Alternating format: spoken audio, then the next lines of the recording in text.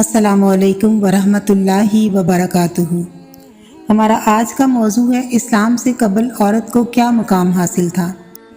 اسلام سے قبل دنیا کے مختلف مذاہب اور تہذیبوں میں مظلومی و محکومی عورت کا مقدر رہی ہے۔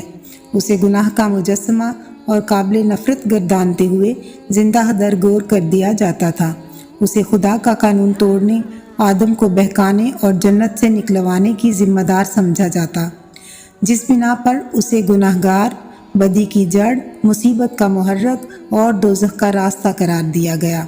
اسے بحیثیت انسان اس کے جائز مقام اور حقوق سے محروم رکھا گیا اور محض ایک گوشہ خانہ سمجھ کر مرد کے نطفے کو اہتمام سے رکھنے کی ذمہ دار قرار دیا گیا کہ وہ اس بیج کو محفوظ و مامون رکھے اور اس کی نشو و نما کرے۔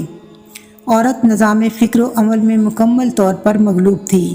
وہ مرد کی خدمت پر مامور اور اس کی اجازت کے بغیر کوئی کام کرنے سے قاصر تھی۔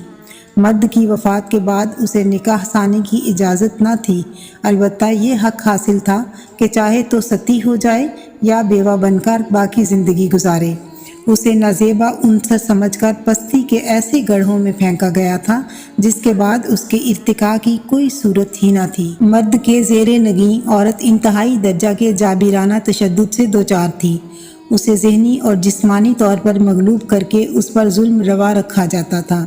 یہ کہنا بے جا نہ ہوگا کہ عورت ظلم و جبر، ذلت و حقارت، بدسلوکی، تنگ نظری اور جہالت کے اندھیروں سے نبرد آزما تھی۔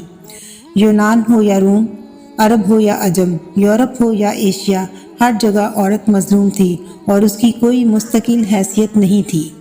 آج کے لیے بس اتنا ہی۔ آئندہ بدھ تک کے لیے اجازت دیجیے۔ اللہ حافظ۔